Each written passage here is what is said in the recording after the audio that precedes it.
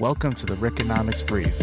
I'm your host and analyst, Rick Alonso, also known as Rickonomics. This brief is brought to you by the Institution of the Americas. This feed is where I publish short, decision-grade audio briefs based on reports, articles, and lived operation experience. You can listen wherever you get podcasts. For full written versions, supporting details, and follow-up reports, find me on Patreon and Substack under Rickonomics and on my website, institutionoftheamericas.com/reports. Now here's the notice. This is an unclassified brief for educational purposes. Today we're covering the difference between stupidity, arrogance, evil, smart, intelligent, and wise, and why organizations fail when confidence replaces judgment. If you're leading people, building a business, or making decisions under constraints, this is a framework for you. Now I will be reading this report in full. Stupid, smart, intelligent, and wise. Why confidence fails when knowledge does not become judgment. By the Institution of the Americas, by Rickonomics, Strategic Business Intelligence. Executive summary. Competence does not move in a straight line from knowledge to good decisions. A person can know facts, use technical language, and tools, and still fail when the situation requires judgment. The difference between being stupid, arrogant, evil, smart, and intelligent and wise matters because organizations often promote the appearance of competence before they can test decision quality under pressure. Smart people can accumulate and repeat information. Intelligent people can determine when information applies. Wise people combine knowledge, context, experience, humility, and consequence awareness before they act. The failure point appears when leaders confuse technical confidence with practical judgment. In that condition, reports, maps, trackers, briefings, and data streams become performance artifacts rather than decision tools. The remedy is not more information. The remedy is disciplined judgment. Identify the scenario, test the assumption, listen to the competent staff, and choose the action that fits the operating environment rather than the leader's preferred mental model. End of the executive summary. The competence problem. Organizations often treat intelligence as a question of access to information. They assume that more reporting, better maps, and more sensors, faster dashboards, and cleaner data will produce better decisions. That assumption fails when decision makers lack judgment. Information does not apply itself. A map does not choose the route. A report does not create humility. A drone does not understand why the previous aircraft went down. The human system still has to identify the condition, understand the mechanism, and choose the action that fits the environment. This is where the distinction between smart, intelligent, and wise becomes more practical rather than philosophical. A smart person can accumulate knowledge, and they can repeat the facts, cite doctrine, describe systems, and sound competent in a room. That has value, but it's not enough. An intelligent person knows when the accumulated knowledge applies. They can connect the fact patterns to the situation. They understand that the same tool may produce different outcomes under different conditions. A wise person adds experience, judgment, humility, and consequence awareness. Wisdom asks what can go wrong, what has already happened, what the enemy or the competitor is likely to do next, and whether the proposed action fits the actual scenario. The hierarchy matters because many institutions reward smart and technical behavior while assuming it will mature into wisdom. It often doesn't. The scenario. The right tool in the wrong fight. The training scenario involved a helicopter going down in a hostile environment. The event occurred inside a training context, but the decision problem was real enough to expose the structure of failure. The immediate condition was simple. An aircraft had been flying, and then it was no longer flying. In the scenario, the opposing force had conventional capabilities, meaning the same tools that we would expect out of the United States military, including anti-air capabilities, and a reconnaissance force was already in the area and could identify the approximate location from which the anti-air system had fired. That should have changed the operating framework. The problem was no longer only find the crash site, The problem was recover personnel and assess the threat environment of where an anti-air capability technology from the enemy has already demonstrated the effect. Those are different problems. Finding the crash site, finding where the equipment launched its projectile from, and recovering personnel. They're all different problems. In a counterinsurgency framework, the aerial assist of sending a drone might be the natural answer.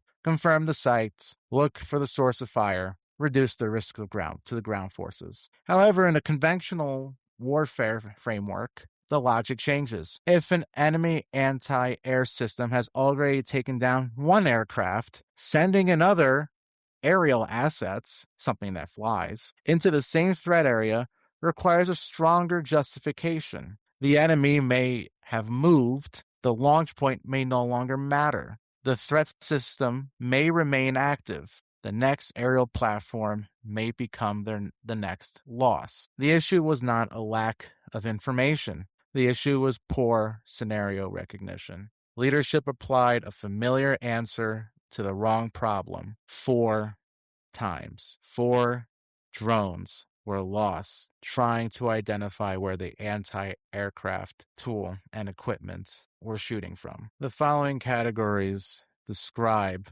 different failure modes: stupidity, arrogance, evil, smart, intelligent, and wise. We're going to go down that list. Stupidity is not the absence of credentials. It's the inability or refusal to connect action to consequence. In an organizational setting, stupidity appears when a person repeats a failed action without changing the assessment.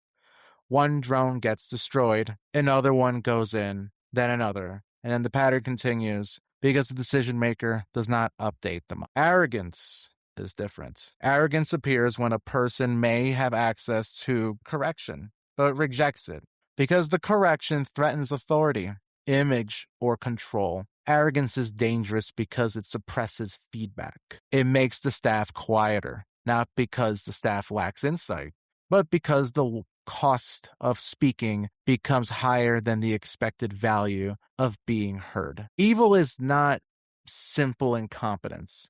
Evil involves intent, exploitation, or willingness to impose harm for advantage. In this framework, evil is not the main explanation for the drone example. The stronger assessment is poor judgment under authority.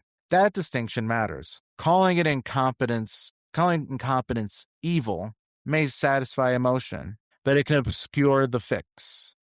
Evil requires containment. Incompetence requires selection, training, accountability, and removal when it persists.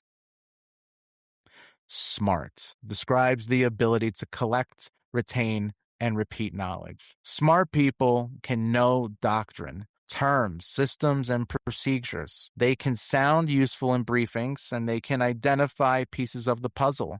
The limitation is that the smart person does not guarantee the application of that knowledge. Intelligence. Being intelligent is described as situational application, or someone who can apply the knowledge. The intelligent person sees the environment has shifted.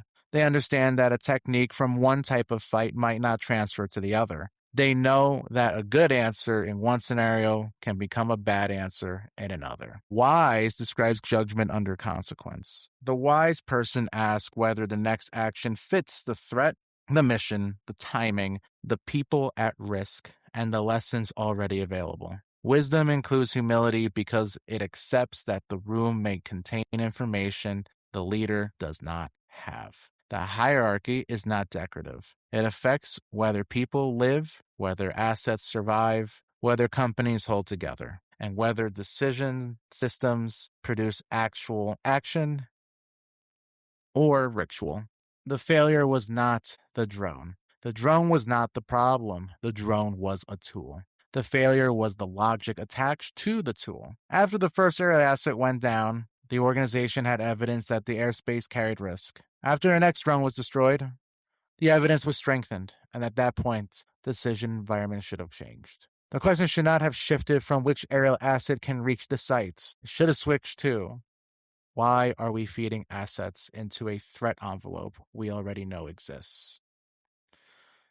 That shift did not occur. This is how smart systems fail. They continue to generate actions that look rational on the inside, the old frame. The problem is that the frame no longer fits the environment. The decision maker may still believe that the action is prudent. A drone feels safer than risking ground personnel. In a different scenario, that might be true. In this scenario, an aerial platform was the exposed asset. The enemy capability had already defined the risk. The organization needed scenario discipline. It needed someone to state the obvious without penalty. Sending an aerial asset to investigate the loss of an aerial asset in an active anti-air environment may not answer the most urgent question. The most urgent question was not where the crash occurred. It was how to recover people while accounting for the enemy capability that already proven that it can kill the platform from that's being sent. Arrogance blocks the correction loop. A competent staff can often see the problem before leadership acts on it. That does not mean staff control the outcome. Staff can identify, brief, warn, recommend, and question. Leadership can still determine whether the information enters the decision. Arrogance damages the system because it turns correction into a threat. Once correction feels unsafe, the staff begins to manage the leader instead of informing the decision. They soften the language, they avoid direct contradictions, they wait for permission to state what the facts actually indicate. This is where the disconnect between analysts, decision makers, and competent staff becomes operational. The analyst sees the pattern. The technical staff sees the system behavior. The competent operator sees the practical consequence. The decision maker may still act from an outdated frame because the authority has replaced learning. When that happens, the organization does not lack intelligence. It lacks humility at the point where intelligence needs to become action. Why wisdom is the missing layer. Wisdom is not age by itself. It's not seniority, it's not rank, and it's not confidence. Wisdom is the ability to apply knowledge under constraints with judgment about consequences. In training scenario, wisdom would have required several steps. First, recognize that the scenario was conventional, not counterinsurgency. Second, treat the loss of an aircraft as evidence of an active anti-air capability. Third, update the plan after each asset loss rather than repeating the action. Fourth, listen to the staff who understood the threat, the tool, and the operating environment. Fifth, accept that speed without judgment can create more loss. The learning moment came when the replacement drones could have appeared quickly and erased the consequence. A request that could have been made and the system could have replenished the inventory within 30 minutes. But instead, the replenishment took longer.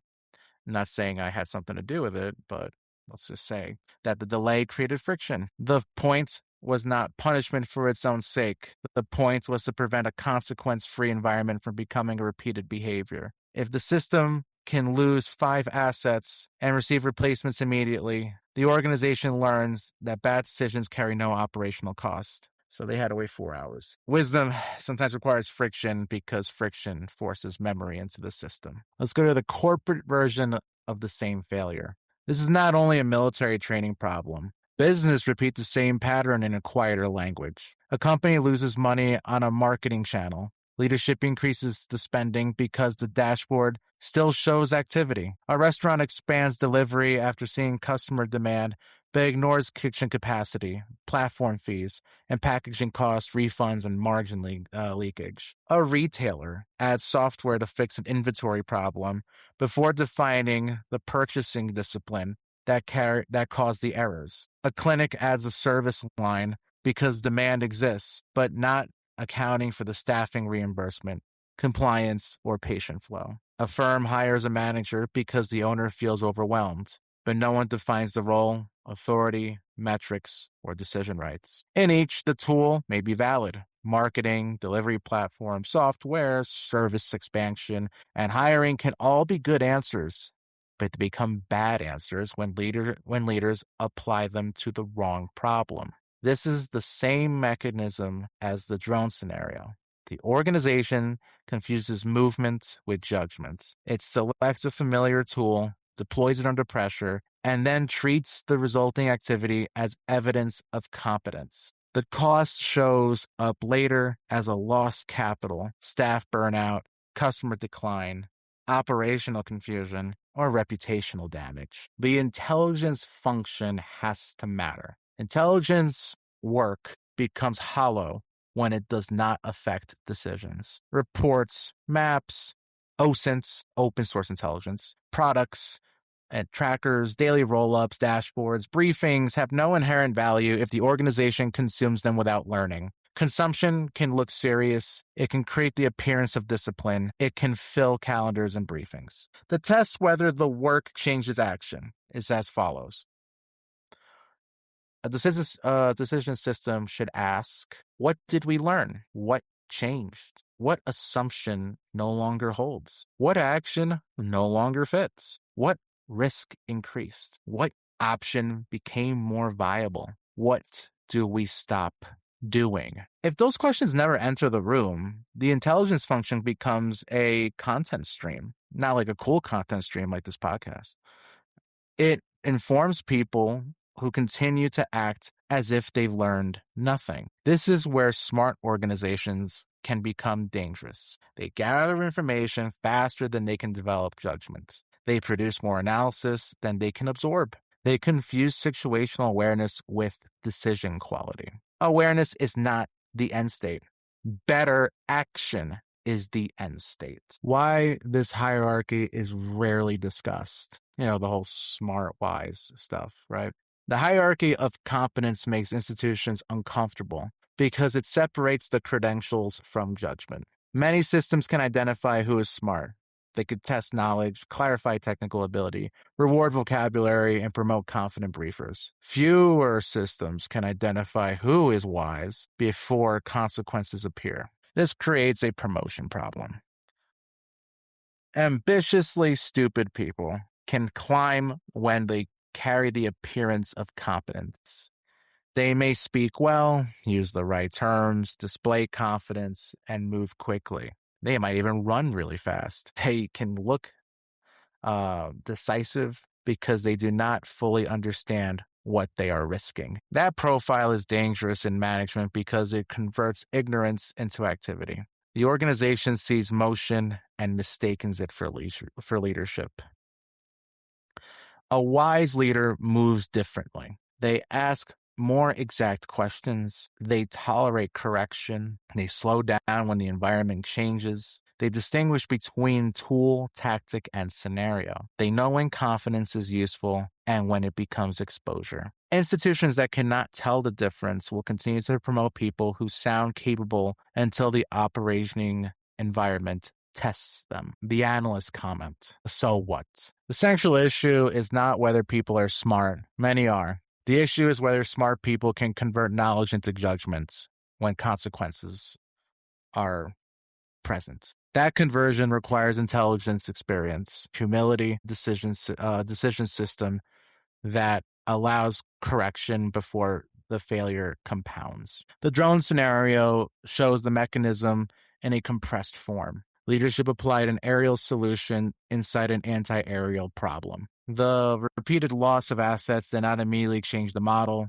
The system had information, technical capability, and staff awareness, but it lacked judgment discipline to stop repeating the same answer after the environment already rejected it. This is the same failure that appears in companies, institutions, public systems. Tools becomes substitutes for thinking, data becomes a substitute for judgments, and confidence becomes the substitute for humility. The remedy is not to collect more information. The remedy is to build the decision systems that force leaders to update assumptions, hear competent dissent, and match action to the scenario. The section is the three things close. Condition. Organizations often reward knowledge, technical confidence, and speed before they test whether leaders can apply judgment under consequence. Next action. Before acting, define the scenario, identify the mechanism, test whether the chosen tools fit the threat or constraint, and create the space for competent staff to challenge the plan.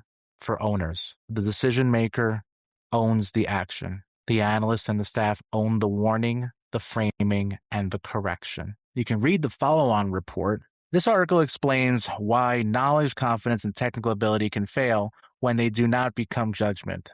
The follow-on report, which is called The Analyst and Decision Maker Disconnect, why good analysis gets filed, ignored, or softened, provides true operating solutions. The report breaks down how analysts and decision makers can prevent failures like the aligning analysis, constraints, and decision authority, timing, and action before consequence, before all those things compound. That article is available on Patreon, Substack, and the Institution of the Americas website. Specifically, institutionoftheamericas.com/reports, and you can look up my Patreon and Substack by looking up Rickonomics. Now, that concludes the brief. But let's go over the big takeaways. Knowledge is not judgment. Technical competence does not guarantee good decisions. Numero dos. Arrogance breaks the correction loop and turns feedback into risk. Number 3, wisdom is scenario recognition plus consequence awareness. All that is applied before action. So, the application of all this. In business, confirm the scenario before choosing the tool. Do not reward motion that does not change outcomes. In operations, build decision checks that force leaders to update assumptions after new evidence is presented. There is a written report of this podcast, and I'm pretty sure I emphasize where they are: Patreon, Substack, and institutionamericas.com/reports. If this brief helped, follow the show, share it with someone who makes decisions, or apply it as a decision maker. I'd like to thank you for tuning in, and I pray that peace finds you. And this was Rickonomics, the Rickonomics Brief by the Institution of the Americas. IOTA.